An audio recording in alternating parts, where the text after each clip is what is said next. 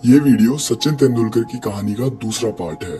अगर आपने पहला पार्ट नहीं देखा तो इस वीडियो के बाद आपको एंड स्क्रीन मिल जाएगी जिससे आप उस वीडियो को भी देख सकेंगे।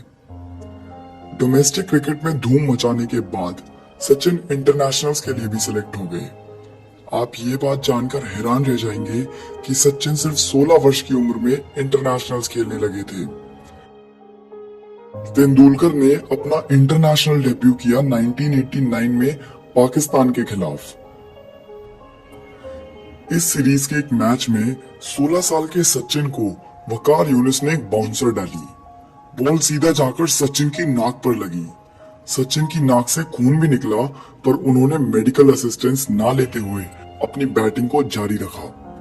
ये दिखाता है कि सचिन इतनी छोटी उम्र में अपने देश और क्रिकेट को किस दर्जे पर रखते थे। उनके लिए क्रिकेट सबसे पहले, बाकी सब बाद में। इस सीरीज के बाद वो न्यूजीलैंड और इंग्लैंड सीरीज में भी खेले। इंग्लैंड के खिलाफ उन्होंने एक जबरदस्त सेंचुरी लगा दी। अब सिर्फ 19 से 20 साल के होने तक सचिन ने टीम में अपनी जगह बना ली थी। अब इनके बाद आया 1996 का वर्ल्ड कप। तेंदुलकर इस टूर्नामेंट में हाईएस्ट रन स्कोरर बने। वर्ल्ड कप के बाद उसी साल में एक मैच में सचिन और नवजोत सिंह सिद्धू ने सेंचुरी लगाई। इन दोनों की सेंचुरी के कारण वो पहला ऐसा मैच बना जिसमें इंडिया ने 300 से ज्यादा रन बनाए। इस समय पर सचिन पूरी दुनिया के सबसे महान बल्लेबाज बनने की सीढ़ी चढ़ रहे थे। उन्होंने ऑस्ट्रेलिया के खिलाफ लगातार 3 सेंचुरीज भी लगाई। अब एक ऐसा मैच आया जिसमें दुनिया के सबसे महान बैट्समैन सचिन और सबसे महान स्पिनर शेन वॉर्न का सामना होना था। तेंदुलकर ने इस सीरीज में धूम मचा दी। उन्होंने एक मैच में 204 रन बनाए, जिसमें से 111 रन शेन वॉर्न ने खाए। उन्होंने इस सीरीज में बॉलिंग में भी अपना खूब जादू दिखाया। उन्होंने एक मैच में ऑस्ट्रेलिया के 5 विकेट चटकाए। इसके बाद हुए ट्रायंगुलर टूर्नामेंट में भी सचिन ने 2 सेंचुरीज लगाई। इस समय पर सचिन जोरों शोरों से दुनिया के सबसे बेहतरीन बॉलरों को धूल चटा रहे थे। इस टाइम पे जो सचिन ने सेंचुरीज लगाई थी उनको नाम मिला डेजर्ट स्टॉर्म। इसके बाद आई एशियन टेस्ट चैंपियनशिप, जिसमें इंडिया, पाकिस्तान और श्रीलंका ने हिस्सा लिया था। पाकिस्तान और इंडिया के पहले ही मैच में सचिन सिर्फ 9 बनाकर रन आउट हो गए। उनके आउट होने का कारण था कि शोएब अख्तर उनसे टकरा गए थे। मैच देखने आई भीड़ गुस्से में आ गई और वो अख्तर पर चीजें फेंकने लगी। गुस्साई भीड़ को शांत करना बेहद मुश्किल था। सभी प्लेयर्स को ग्राउंड से ले जाया गया। ऐसी गंभीर स्थिति में सचिन तेंदुलकर आगे आए और भीड़ को शांत करने की कोशिश करने लगे। उनके आने के बाद भीड़ शांत हुई और मैच फिर शुरू हो गया। सचिन की जिंदगी के ऐसे ही किस्से बताते हैं कि वो सिर्फ फील्ड पे ही नहीं बल्कि फील्ड के बाहर भी कितने महान हैं।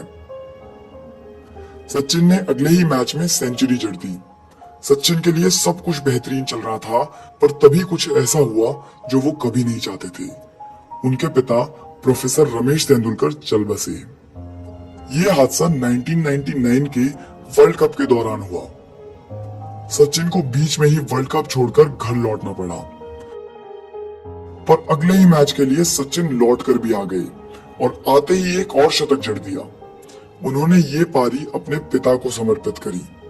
इसी बीच वो टीम के कप्तान भी बने, पर कप्तानी उन्हें ज्यादा जची नहीं, तो उन्होंने 2000 में कप्तानी से रिजाइन कर दिया। सचिन ने 2001 और 2002 में टेस्ट मैचेस में खूब अच्छी बल्लेबाजी करी और 2002 में उन्होंने सर डोनाल्ड ब्रैडमैन के 69 शतकों के रिकॉर्ड को भी तोड़ दिया। इसके बाद अगले 4 मैचों में सचिन का जादू फीका होने लगा। वो 4 में से 3 मैचेस में डक पर आउट हो गए।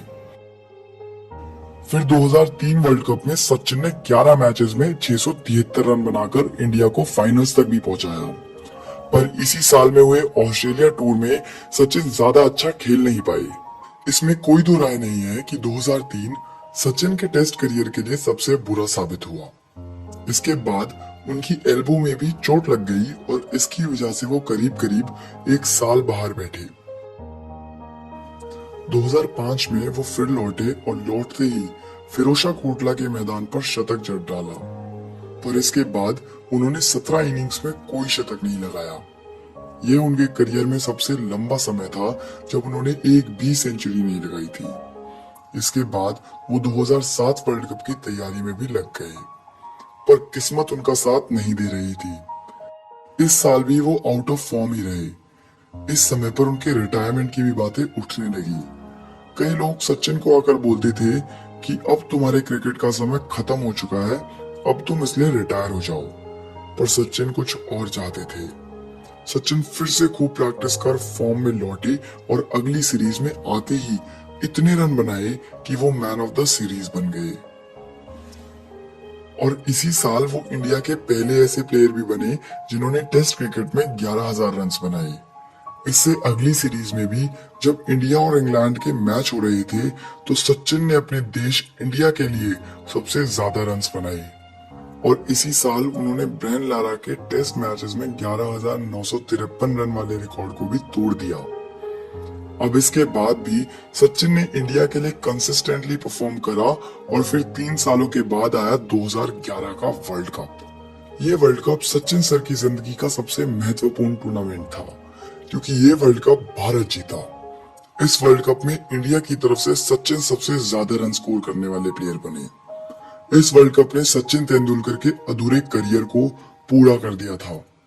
सचिन सर ने इसके अगले साल अपना 100वां अंतरराष्ट्रीय शतक लगाकर विश्व क्रिकेट में एक ऐसा रिकॉर्ड सेट कर दिया जो शायद ही और कोई प्लेयर तोड़ पाएगा।